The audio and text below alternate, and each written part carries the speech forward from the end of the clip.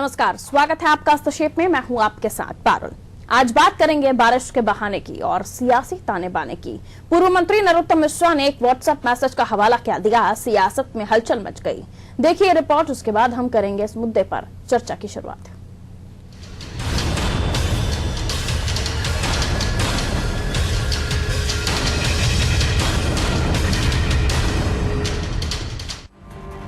हालात बदल रहे पल पल, प्रदेश में सियासी हलचल। डिनर डिप्लोमेसी पर विपक्ष ने उठाए सवाल, कांग्रेस ने भी ठोकी अवताल। बारिश में मौसम जब देखो तब करवट लेता है। आसमान के बादल वाकई बावले होते हैं, कभी भी बरसते हैं और कभी भी छट जाते हैं। सियासत का मिजाज भी कुछ ऐसा ही होता है, इसलिए इसकी तुलना भी मौसम से होती है। और जब पूर्व मंत्री नरोत्तम मिश्रा जैसा मंझा हुआ सियासतदान आसमां के बादलों के सहारे भविष्य की सियासी हलचल के इशारे करे तो हलचल मचना लाजमी है। की पार्टी है, वो जो चाहे सो करें, पर ये बेचैनी क्यों है? ये इतने नेता आ क्यों रहे हैं? बार बार कहना क्यों पड़ रही है कि हम 5 साल के लिए, हम 5 साल के लिए? हमने तो कहा ही नहीं है कि आप 5 महीने के लिए हो।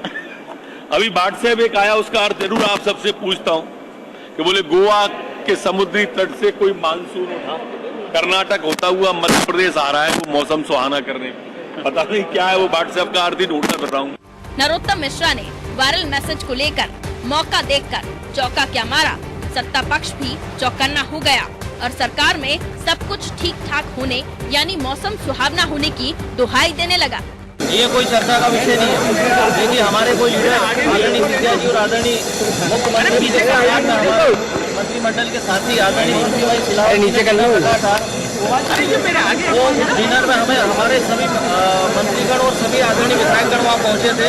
अब बीजेपी उसमें कुछ भी अनुमान लगाती रहे, वो अपना काम करते रहे। बीजेपी कांग्रेस कोई बेचैन नहीं है। कांग्रेस के पास स्पष्ट बहुमत है और वो 5 साल तक के लिए है। इसमें कोई चिंता और फिक्र वाली बात नहीं है। नहीं ठीक है, वो तो ये वो अगर ऐसा सोचते हैं तो मैं आपको बताना चाह रहा हूँ। बाकी हमको कोई दिक्कत नहीं है। हम 4 बार विधानसभा में बहुमत सिद्ध कर चुके हैं और स्पीकर और डिप्टी स्पीकर के चुनाव में हम लोगों की पूरी जो वोटिंग आई है, तो ऐसी कोई भी बात नहीं जिस तरह से बीजेपी कोई अनुमान लगाती है।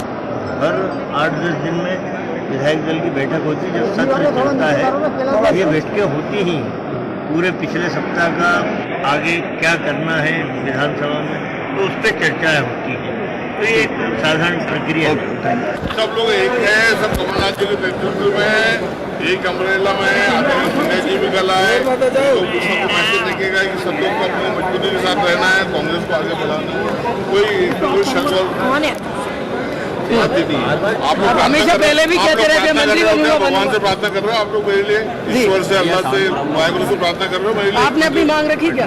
मैं मांग कर कल बोला क्या, बिन मांगे मोती मिले, मांगे मिले न भी। सर कल का ही रिपीट है। हाँ तो रिपीट है, नई बात बताओ ना कुछ यार। मंत्री उनके बनवाओ सही आप लोग।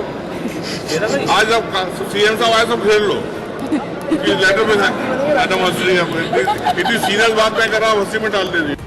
दरअसल शुक्रवार को सियासी हलकों में विपक्ष और सत्ता पक्ष के बीच बयानों का जो बाउंसर और सिक्सर चला, उसकी पिच कल पूर्व सांसद ज्योतिरादित्य सिंधिया ने भोपाल आने और दिन भर चले दावतों के दौर से तैयार कर ली थी। विपक्ष ने इस डिनर पर तंज कसने की आड़ में ही वार किया था और नरोत्तम मिश्रा ने तो इशारों में यलगार का ऐलान ही कर डाला था। हालांकि आंकड़ों का गणित कमलनाथ सरकार के पक्ष में है, लेकिन फिर भी विपक्ष की हुंकार पर पलटवार तो लाजमी है। ब्यूरो रिपोर्ट, अनादि टीवी। तो मध्य प्रदेश का ये सियासी मानसून किस तरफ जाता हुआ दिख रहा है, ये तो फिलहाल नहीं कहा जा सकता, क्योंकि एक तरफ बीजेपी है जो कहती है कि हम कांग्रेस की सरकार को नहीं गिराना चाहते। दूसरी तरफ बीजेपी के लिए सफाई देती हुई कांग्रेस है। कांग्रेस कहती है कि हमें ऐसा कुछ नहीं है, सारे विधायक हमारे साथ हैं। और मैसेज जो इसका हवाला दिया है नरोत्तम मिश्रा जी ने, उसमें यह कहा गया है कि मानसून चला है, कर्नाटक भी गया है, गोवा भी गया है, मध्य प्रदेश को सुहाना करने के लिए आ रहा है। आखिर मायने क्या है उनकी इन बातों की, समझने की कोशिश करेंगे। हमारे साथ एक पैनल मौजूद है। बगैर समय गवाए आपका परिचय करा देती हूँ। कांग्रेस से पूर्व महापौर दीपचंद यादव जी हमारे साथ जुड़ गए। दीपचंद यादव जी बहुत स्वागत। बीजेपी से सत्येंद्र जैन साहब हमारे साथ जुड़ गए, बहुत स्वागत आपका भी। और नवलय के संपादक हैं आप, राकेश दुबे जी हमारे साथ जुड़ गए हैं। राकेश सर बहुत बहुत स्वागत आपका। सबसे पहले मैं बीजेपी से ही समझ लेती हूँ दीपचंद यादव सर, जब सरकार गिराना ही नहीं है तो बार बार चिमटी क्यों तोड़ना है? अब पहले तो आप बीजेपी और कांग्रेस में थोड़ा अंतर देख लीजिएगा, जी। किससे आप पूछना चाहती हैं? माफ कीजिए, मेरा सवाल ये बीजेपी से था। अच्छा पारुल जी, मेरे से है। जी जी, क्या कहेंगे, क्यों चिमटी तोड़ रहे हैं जब गिराना ही नहीं है सरकार? आपने सही कहा, और हम तो अभी भी हमारे सभी जो शीर्ष नेतृत्व है, हाँ जी। चाहे राष्ट्रीय नेतृत्व हो, चाहे प्रदेश का नेतृत्व हो, माननीय पूर्व मुख्यमंत्री शिवराज सिंह चौहान जी हों, या नेता विपक्ष आदरणीय श्री गोपाल भार्गव जी हों, और सभी लोग, हम सब ने तय किया हम रचनात्मक विपक्ष की भूमिका में हैं। और अगर हमको सरकार बनानी होती पारुल जी, तो ये हम तभी जोड़ तोड़ की राजनीति पहले ही कर चुके होते। हमें जोड़ तोड़ की राजनीति में विश्वास नहीं करते हैं, हमारी पंच निष्ठाएं हैं, हम मूल्य आधारित राजनीति करते हैं, और हमारा उद्देश्य जनता की सेवा। और आज हम रचनात्मक विपक्ष में रहने के बाद हम यही तो कह रहे हैं कि आपने जो बजट पेश किया, और जैसा आप उसके पिछले डिबेट में भी हमारी बात हुई थी कि आपकी कथनी करनी में कितना अंतर है, आप कहां लेके जा रहे हो। आप जनता को त्राहिमाम कर रही है, और हमको कोई सत्ता का ऐसा लालच नहीं है। हाँ, अब ये बात अलग है, ये कांग्रेस का अंदरूनी मामला हो सकता है कि उनके वहां पर 2.5 मुख्यमंत्री हैं कि 3 मुख्यमंत्री हैं। नहीं, लेकिन सर देखिए पश्चिम और बंगाल, उनका कर्नाटक, गोवा, जी हाँ, यहाँ पर भी तो कुछ हलचलें हैं ना जो मध्य प्रदेश की तरफ आती हुई दिख रही हैं, और उसका कहीं ना कहीं एग्जाम्पल देते हुए दिखाई दे रहे हैं नरोत्तम मिश्रा जी। जी हाँ, क्या वाकई देखिए, ऐसा मूड है बीजेपी का एमपी में, या फिर क्योंकि दोस्ती है सीएम कमलनाथ और प्रधानमंत्री नरेंद्र मोदी की, तो मध्य प्रदेश को छोड़ दिया है फिलहाल? नहीं पारुल जी, मैं इसमें कहना चाहता हूँ, नरोत्तम मिश्रा जी ने कोई नई बात नहीं की है, ये जनमानस की बात की है। और आप देखिए सारा मीडिया और सब जगह यही बात आ रही है कि कहीं ऐसा ना हो कि मध्य प्रदेश के अंदर, और ये स्वाभाविक है जब अल्पमत की कोई सरकार होती है, इनके पास अच्छी थंपिंग मेजोरिटी तो है नहीं, वो जो लिमिटेड है, और सीटों की अंक गणित में ही भाजपा पीछे रही है, बाकी का वोटों का जो केमिस्ट्री है उसमें तो जीते हैं। अच्छा, दूसरी बात, हम तो निष्ठा आधारित है, और अगर हमारी जगह पर और कोई दल होता तो ये निसंदेह अभी तक सत्ता पलट हो जाता। और दूसरी बात, ये जो मानसून आया है, मानसून तो अब आ रहा है, मानसून है, प्रकृति से जुड़ा हुआ विषय है, तो सबको आनंद में रहना चाहिए। सर, मानसून ही तो नहीं आ रहा, लेकिन सियासी मानसून खूब घूम रहा है मध्य प्रदेश में। तकलीफ तो यही है, दिक्कत तो यही है। चाहे आप बंगाल की बात करिए, बंगाल में भी मानसून देखिए किस तरीके से करवट ले रहा है। अब हम ये भारतीय जनता पार्टी नहीं कर रही, वहां इतना भय और भयाक्रांत माहौल है कि कोई व्यक्ति भी इतना डर, जो आम व्यक्ति है वो कितना मारा जा रहा है। आप देखिए इस राजनीति, वो उसके बाद भी वहां पर जो परिवर्तन हो रहा है, एक बड़ा बदलाव वहां पर बंगाल के अंदर है। इसी प्रकार गुजरात, आप गोवा की बात करते हैं, गोवा के अंदर आप देखिए कांग्रेस के 15 विधायक थे, नहीं सर, और हमने नहीं तोड़ा। सुनिए तो पारुल जी, तो हम समझ ही पारुल जी, आई एम क्या कमिंग टू कहना योर पॉइंट। मैं वही बता रहा था कि गोवा के अंदर की, गोवा राज्य की बात करें, हाँ। तो 15 में से 2/3 विधायक जो हैं वो बीजेपी के पास क्यों आए? क्योंकि उन्होंने देखा कि कांग्रेस में कोई बहस नहीं। मैं उसी पे ही आ रहा हूँ। तो उन्होंने खुद बयान दिया कि हमारे जो कॉन्स्टिट्यूएंसी है और हम सशर्त बीजेपी में शामिल हो रहे हैं, हम बिना कोई शर्त के शामिल हो रहे हैं, बिना शर्त, और हम विकास के लिए आ रहे हैं। हमें पता नहीं कितने विधायक हमारे पास आ रहे हैं। ठीक है, मैं लौटती हूँ सर, सभी को समय देना है सर, मैं लौटूंगी, आप अपनी बात पूरी कर लीजिएगा। दीपचंद यादव जी, कांग्रेस खेमे में जो हलचल है, उस हलचल को इसलिए भी विपक्ष अपने टारगेट पर लिया हुआ है क्योंकि आए दिन शेरा भैया और रामबाई जी हैं जो निर्दलीय आपके विधायक हैं, वो कहते रहते हैं कि हमें मंत्री बना दीजिए, हमारे इतने लोग परेशान हैं, 28 लोगों को आपने निर्दोष लोगों को बंद करवा रखा है। इस तरह की बातें रामबाई आज कहते हुए नजर आ रही थी। तो क्या वाकई यही मौका दे रहे हैं विपक्ष को बैठे बैठाएगा कि टीस करिए बैठिए?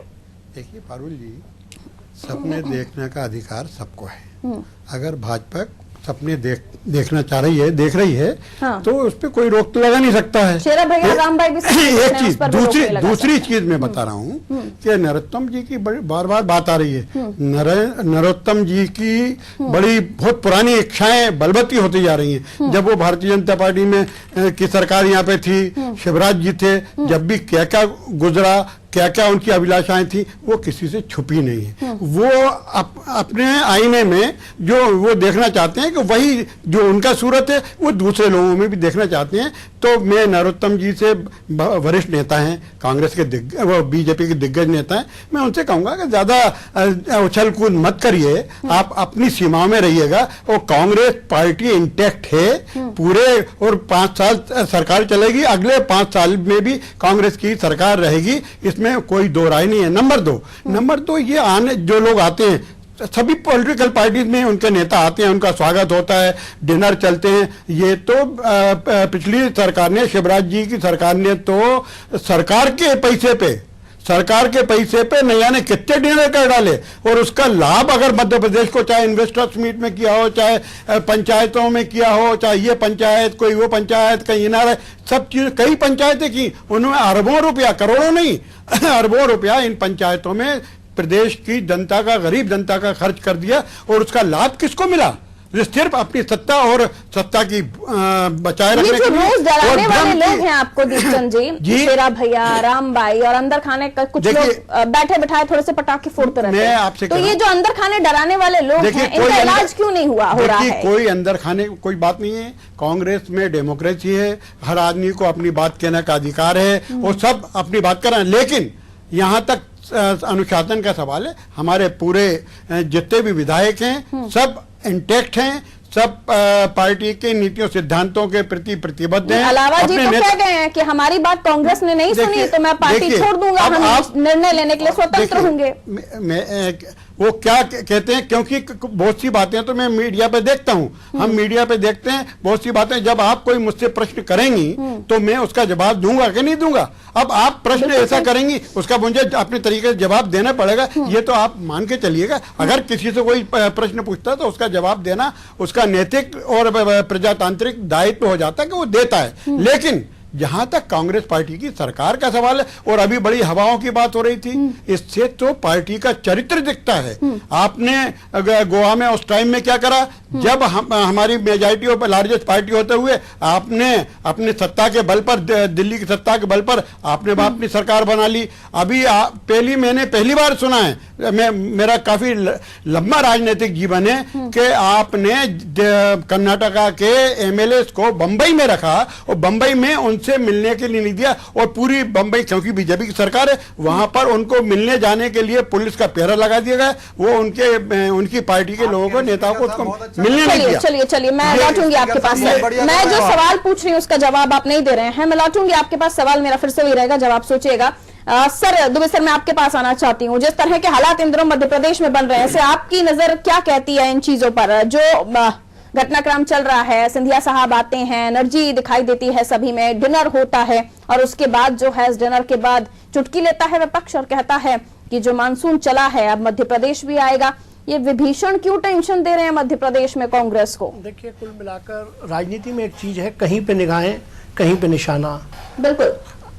आज नरोत्तम मिश्रा जिस बात को कह रहे हैं, नरोत्तम मिश्रा इस मामले में एक्सपर्ट माने जाते हैं कांग्रेस के एमएलए को तोड़ने के मामले में।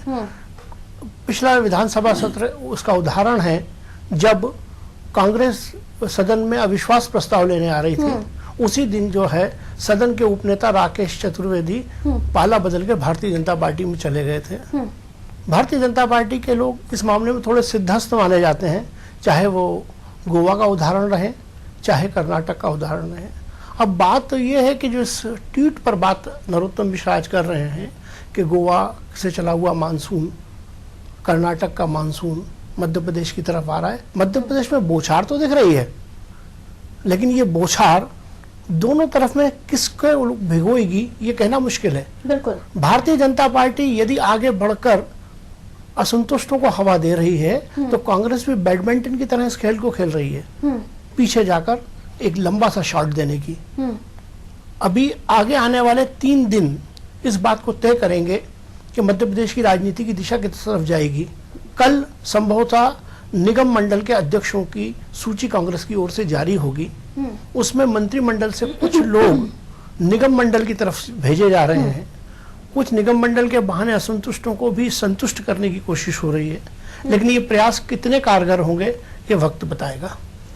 बिल्कुल, लेकिन दुबे सर, जिस तरह से हमने देखा शिवराज साहब ने 3 जो है डिपार्टमेंट खाली छोड़े थे और लंबे समय तक वो खाली ही रहे, तो क्या ऐसा आपको लग रहा है कि पॉलिसी कमलनाथ साहब ने भी अपनाई है, अभी विस्तार का कोई मूड नहीं है और आगे भी इसी तरह से अपने जो लोग हैं उनको सजो कर रखना है, इसलिए कैबिनेट विस्तार नहीं करना है, ऐसी कोई पॉलिसी आपको दिखती है?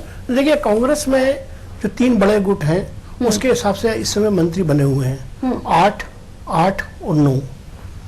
सबको बराबर करने के चक्कर में कुछ इस्तीफे की बात कमलनाथ जी ने पहले कही थी, वो इस्तीफे आए नहीं हैं और वो इस्तीफे देने के लोग मूड में नहीं दिख रहे हैं, बल्कि मुख्यमंत्री को चुनौती देने की स्थिति में सामने दिखाई दे रहा है। ये जो चुनौती जो है, ये डिनर डिप्लोमेसी जो है, उसी चुनौती का एक पार्ट है। मैंने अपने पूरे इतने लंबे कैरियर में पहली बार किसी मुख्यमंत्री को कैबिनेट में उतना असहाय देखा था जितने कमलनाथ जी उस दिन दिखे थे जब सिंधिया गुट के मंत्रियों ने बगावती स्वर उठा दिए थे। उतना असहाय मैंने कोई मुख्यमंत्री पहले नहीं देखा। ये उनकी असहजता और निरंतर होते हुए अमले मध्य प्रदेश में कुछ नया समीकरण बैठाएगी, ये दिखता है। क्योंकि कमलनाथ जी की सरकार का जहां तक प्रश्न है, भारतीय जनता पार्टी क्यों नहीं छेड़ रही? भारतीय जनता पार्टी इसलिए नहीं छेड़ रही, कमलनाथ जी के और भारतीय जनता पार्टी के शीर्ष नेतृत्व के व्यावसायिक संबंध एक ही जगह जाके जुड़ते हैं और वो व्यावसायिक हित जो हैं वो मध्य प्रदेश में सरकार को स्थायित्व दिए हुए हैं, नहीं तो सरकार अपने बोझ से कभी भी हिलती हुई दिखाई देती है। दीपचंद यादव जी, क्या कहेंगे आप? अब मुझे तो इतना अंदर की बात पता नहीं है कि किसके व्यावसायिक संबंध किससे हैं, ये तो राकेश दुबे जी जानते होंगे।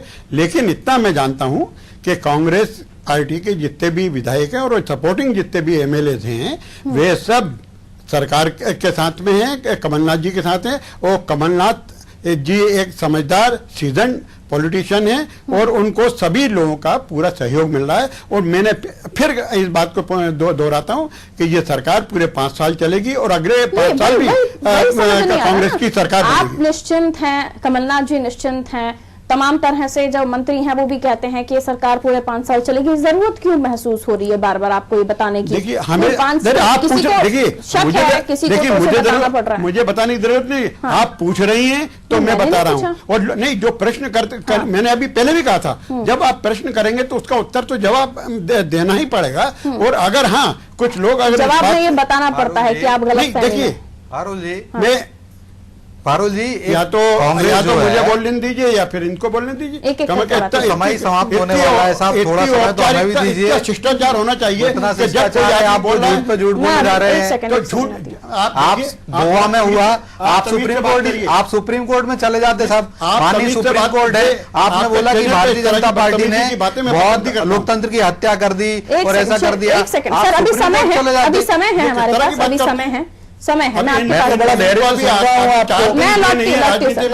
और किससे क्या बात कर रहे हैं ये इनके मुख्यमंत्री? नहीं, मैं बड़ा सम्मान रखता हूँ, लेकिन आपका इस तरीके से बात करना बता रहा है कि आप कितने ज्यादा हो रहे हैं। करने दें जब तो एक सेकंड बात पूरी करने दें जब तो बात। चलिए सर, चलिए, हाँ कंप्लीट कीजिए।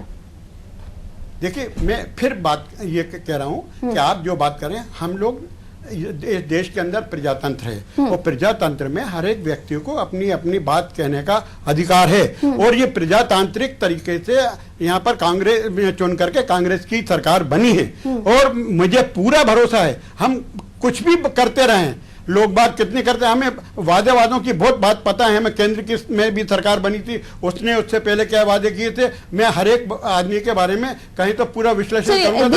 एक चीज का ईमानदारी से जवाब दीजिएगा कि जिस तरह की स्ट्रैटेजी बीजेपी की चल रही है अन्य राज्यों में, उस स्ट्रैटेजी को कहीं मध्य प्रदेश में ना अपना ले, इसीलिए तमाम विधायकों को एकजुट करना पड़ रहा है। लंच पॉलिटिक्स देख रहे हैं हम, डिनर डिप्लोमेसी देख रहे हैं हम। पारुल जी, ये हमेशा सभी जब भी सरकारें होती हैं लंच और डिनर हमेशा चलते रहते हैं। और बाहर पोस्टर लगा देती है बड़ा सा, सिंधिया कमलनाथ साथ दिग्विजय सिंह गायब। पारुल जी, ये नई बात नहीं है। बीजेपी की सरकार थी, उसमें भी लंच डिनर चलते थे। और उससे पहले क्या मायने, जो तुलसीराम सिलावट जी के घर के बाहर लगाया गया था उसमें सिंधिया नाथ साथ दिग्विजय सिंह गायब। देखिए, हर जगह होता है, जब जिसका जन्मदिन होता है तो उसके फॉलोअर उसके फोटो लगाते हैं। अब पूरी भोपाल की सड़कों पे आप देख लीजिए जहां रहते हैं, तो जो विद इन द पार्टी जिसका जो नेता होता है उसके फॉलोअर उसके ये सब चीजें चलिए, करते हैं। follower ये लगाते नई चीज हैं, नहीं है कोई, इसलिए posters, इसमें इसी लेकिन को खुश होने की जरूरत नहीं है। सिंधिया जी के चाहने वाले कमलनाथ को भी चाहते हैं। नहीं, बहरहाल नहीं, देखिए सब कांग्रेस के बीजेपी के लोग जो उनके होते हैं, जब नरेंद्र मोदी जी आते हैं या अमित शाह जी आते हैं या ठीक है, ठीक है। या तोमर जी जब जाते हैं या नरोत्तम मिश्रा जाते हैं या शिवराज जी जाते हैं, उनके फॉलोअर्स उनके लगाते हैं। ठीक है, ये ठीक कोई नई चीज नहीं है, इसमें किसी को खुश होने का और दुखी होने का प्रश्न नहीं पैदा होता है। ठीक है, लेकिन मैं आप- समझ लेती हूँ, समझूंगी, मैं आपकी भी बात को समझूंगी। सत्येंद्र जैन साहब, मुझे ये समझाइए कि बीजेपी तमाम तरह के प्रयास इसलिए भी कर रही थी क्योंकि खुद के आपके नेता ही कह रहे थे कि हमें ऊपर से आदेश मिलेगा तो हम सरकार गिरा देंगे। नरोत्तम मिश्रा जी भी मानसून के जरिए अपनी बातें बयां कर रहे हैं कि उनके अंदर भी खलबली मची हुई है। अब मुझे ये समझ नहीं आता कि अभी आपके झाबुआ रतलाम सीट से आप विधायक हट चुके हैं, वहां से एक सीट आपने खुद ही खाली कर दी है, यानी आप एक विधायक कम हो चुके हैं आपकी पार्टी में। तो ऐसे में जब ऐसा मूड ही नहीं है तो बार बार इस तरह से बयानबाजियां करना और फिर सियासत में इस तरह की बातों का बहुत सारे मायने निकाले जाते हैं कि नरोत्तम मिश्रा जी एक थर्ड पावर बनाना चाह रहे हैं। एक तरफ तो शिवराज जी हैं, कैलाश विजयवर्गीय जी इंदौर में एक पावर बनाना चाह रहे हैं, और ये क्या Narottam Mishra ji third power create करना चाह रहे हैं? पारुल जी, ये कहीं से भी ऐसा मैं आपसे सहमत नहीं हूं। हमारे यहाँ एक ही पावर है और वो कमल है। हम सब उसी अम्ब्रेला के नीचे काम करते हैं। हमारी पार्टी कैडर बेस पार्टी है और हम एक डिसिप्लिन के साथ में हमेशा से चलते आए हैं और एक कोहेसिव मैनर में काम करने वाले लोग हैं। लीडर पॉलिसी तो है ना सर आपकी? अब हाँ, दूसरी लीडर बात, तीन दिख रहे हैं मैंने फिलहाल आपसे एमपी पहले में। भी कहा, हमारे शीर्ष नेतृत्व भी बार बार कह चुका है कि हम जोड़ तोड़ की राजनीति नहीं करेंगे। मध्य प्रदेश के अंदर हमें सरकार बनानी होती तो हम पहले दिन ही बना लेते, लेकिन हमने नहीं बनाई क्योंकि हमें नहीं करना इस तरीके की राजनीति, हमें मूल्य आधारित राजनीति करनी है। अच्छा, दूसरी बात मैं कहूं, कांग्रेस आपस की अपनी खुद की अंतर कलह से इतनी बौखलाई हुई है अंदर से, तो जिसका सारा का सारा ये जो ठीकरा है ना, वो भारतीय जनता पार्टी के बहाने फोड़ना चाहती है। उनके यहाँ खुद ही एकता नहीं है साहब। आप देखिए, अभी दिग्विजय सिंह जी का पोस्टर गायब है। जैसे सिंधिया जी और कमलनाथ जी का डिनर डिप्लोमेसी होता है तो सिंधिया जी और उनका तो दिग्विजय सिंह जी नहीं रहते हैं। और अजय सिंह जी का तो पता ही नहीं है कहाँ है। कांतिलाल भूरिया जी भी एक बड़े कद्दावर नेता हैं उनके यहाँ पर, उनका भी कुछ पता नहीं है। सुरेश पचौरी जी हैं, वो भी आजकल रसातल में हैं। गोपाल भार्गव जी सत्र बुलाने की मांग करते हैं, बहुमत साबित करने की बात करते हैं। यहाँ चुनी रैली अलग निकलती है, बात देखिए, क्या वहाँ ट्रैक्टर रैली अलग निकलती है। मिश्रा जी बोलते हैं मानसून आ रहा है। 4 लीडर्स तो आपके यहाँ भी हैं सर। ऐसा नहीं है मैडम, मेरी प्यारी बहन, ऐसा नहीं है। सम्मानी बहन, मैं ये कहना चाहता हूं कि किस पत्र में लिखा था, किसी पत्र में नहीं लिखा। उसमें ये लिखा था कि जनता त्रस्त है, ट्रांसफर उद्योग चल रहा है, और ऐसी जानकारी है कि 1 लाख के आसपास से ज्यादा ट्रांसफर हो चुके हैं। तो लॉलेसनेस आ चुकी है प्रदेश के अंदर, लोगों के काम नहीं हो रहे हैं, अधिकारी अपना बोरिया बिस्तर बांध के अगले स्थान पर जाते हैं, अगले स्थान पर। तो क्या ये इस तरीके से अपराध है, गुनाह है? अव्यवस्था फैली हुई है, अपहरण डकैती हो रही है, किसान परेशान है। तो उसी के लिए बोला था कि भैया सदन बुला लीजिए, सदन में चर्चा करते हैं, क्योंकि जनता परेशान है। आप भी हैं तो आप रचनात्मक काम करने के लिए जनता ने आपको आशीर्वाद दिया है, तो आप सदन बुलाइए, उसमें चर्चा करते हैं कि भैया कैसे कर्ज माफी। और आप देखिए, ये जो बजट है, इस बजट में भी कहीं ना कहीं चुनाव की आहट है। कोई टैक्स नहीं लगाया। इस तरह जो टैक्स लगाने थे, रजिस्ट्री के ऊपर टैक्स बढ़ाना था वो बढ़ा लिया, शराब और लाइसेंस देना था, शराब और जो बार लाइसेंस था उसमें बढ़ा दिया, सुनिए तो पारुल, और पार उसमें बढ़ा दिया, और शराब और लाइसेंस ये सब बढ़ा दिया। पेट्रोल पे बढ़ा ही चुके। अच्छा, बाकी का जीएसटी में ही आता है, उसमें आप कुछ बढ़ा नहीं सकते थे, और बाद में कहते हैं कि हमने बड़ा अच्छा बजट, चुनावी बजट ही जैसा रखा है कि उनको पता है कि ताकि लोगों के मन में एक अच्छा मैसेज चला। लौटती हूँ दुबे साहब, आप क्या कहेंगे? दोनों को सुन रहे हैं, चुनाव से जोड़कर बजट भी दिखा दिया और ये भी कहा कि हम तो सब एक हैं, कांग्रेस गुटों में बटी हुई है, लेकिन 4 लीडर, जैसे कि मैं गिनवा भी चुकी हूं, हम देख रहे हैं बीजेपी में अलग अलग अपनी पावर एस्टैब्लिश करते हुए दिखाई दे रहे हैं। आप क्या कहेंगे? बिल्कुल आप ठीक कह रही हैं। भारतीय जनता पार्टी में भी ठीक वैसी ही स्थिति है जैसी स्थिति कांग्रेस में है। अभी वित्त आयोग यहाँ मध्य प्रदेश में आया था, उसमें नेता प्रतिपक्ष को सरपास करके एक्स चीफ मिनिस्टर जाकर कमलनाथ के साथ वहां ज्ञापन दे आए। वो ज्ञापन जो है दोनों पक्षों का एक जैसा ही था। वो दोनों जो है 42% के बजाय 50% शेयर मांग रहे हैं। ऐसा संभव नहीं है, क्योंकि भारतीय जनता पार्टी की केंद्र की सरकार ने बजट में जो एलोकेशन किया है मध्य प्रदेश के लिए, एलोकेशन काफी कम किया है। अब रहा सवाल मध्य प्रदेश की वर्तमान सरकार के बारे में। सरकारें जिस गति से चलती हैं, कमलनाथ की सरकार भी उसी गति से चल रही है। ये कहना कि मध्य प्रदेश में लॉ एकदम कानून और व्यवस्था की समस्या हो गई, ऐसा नहीं है। कानून व्यवस्था अपनी जगह है, राजनीति अपनी जगह है। आपने आज जो विषय रखा है वो विषय राजनीति से संबंधित है। बिल्कुल। कि गोवा, कर्नाटक, क्या उसके बाद मध्य प्रदेश? मैं कहता हूँ गोवा, कर्नाटक और राजस्थान, उसके बाद मध्य प्रदेश। तो ये जो सारे गणित जो समीकरण चल रहे हैं, इन सारे समीकरणों में मध्य प्रदेश की प्राथमिकता बहुत पीछे है। तो नरोत्तम मिश्रा भले ही कहें मानसून आ रहा है, मुझे मानसून नहीं बौछार नजर आ रही है। और हमेशा हर बौछार जो है छाते से रुक जाती है। वो छाता किसी बिजनेसमैन का भी हो सकता है, कहीं और का भी हो सकता है। बिल्कुल। एक छोटा सा रिएक्शन आप दोनों का लेना चाहूंगी, कहिए जैन साहब। पारुल जी, ये जो भी इंस्टेबिलिटी राज्य में आएगी वो इनके द्वारा ही आएगी, क्योंकि ये आपस में ही देखिए लड़ते हैं। अभी आपने देखा सिंधिया जी का जो पूरा ग्रुप है, उनके मिनिस्टर कैबिनेट के अंदर ही बोला कि आप समय नहीं देते हैं। और देख, सिंधिया जी जब चुनाव लड़े थे, आपको याद होना चाहिए, बहुजन समाज पार्टी के साथ बहुत बड़ा अन्याय कर दिया। उनका जो प्रत्याशी था उसको समय पूर्व भी उनके सुप्रीमो से परमिशन लिए बगैर, और देखिए कर्नाटक बुला लीजिए उन्हें, दिलेरी आप दिखा दीजिए। चलिए, छोटे समय का कर्नाटक में भी यही हुआ, बहुजन समाज पार्टी के विधायक ने भी वहां से इस्तीफा दे दिया। ठीक है, उसके बाद भी कह रहे हैं कि हम कमलनाथ जी के साथ हैं। आज ही सुना होगा आपने न्यूज चैनल पर, दीपचंद यादव साहब। कर्नाटक में बहुजन समाज पार्टी जो है, कांग्रेस जेडीएस से बाहर निकल गई है। समय लिमिटेड, एक छोटा सा कमेंट लेना चाहती हूं। सिमिलरली यहाँ भी होगा। बीजेपी कॉलर साफ है, वो नहीं चाहती कि कांग्रेस की सरकार गिरे, लेकिन आपके भवन में इतनी ज्यादा चीजें हो चुकी हैं कि उन्हें लग रहा है कि हिल हिला के खुद ना गिर जाए। क्या कहिएगा दीपचंद यादव जी? देखिए, बीजेपी कुछ भी सोचती रहे, कांग्रेस की सरकार है, कमलनाथ जी के नेतृत्व में चल रही है। और मैंने फिर इसको दोहराता हूँ, पूरे अपना टेन्योर जो है वो पूरा करेगी और अगले आने वाले चुनाव में भी कांग्रेस जीतेगी और कांग्रेस की सरकार बनेगी। कितने लोग कम थे कल डिनर में? नहीं, देखिए डिनर में कौन कौन था जो नहीं आया? देखिए, डिनर में ये मुझे पता नहीं, मैं गया नहीं, मुझे पता नहीं, इसलिए मैं कह नहीं सकता कौन आया कौन नहीं गया। लेकिन मैंने कहा ना, ये डिनर और लंच ये सब एक शिष्टाचार में सब चलते रहते हैं, सभी पॉलिटिकल केंद्र में भी होता है, यहाँ भी होता है। बोल चुके एक अच्छा गेट टुगेदर था, चाय कप हो गया। दुबे सर, आपका छोटा सा एक्शन। ऐसा है, इस समय स्थिति ऐसी है, अब नहीं दिखेगी कोई दीवार, हर दरार पर चिपका हुआ है इश्तहार।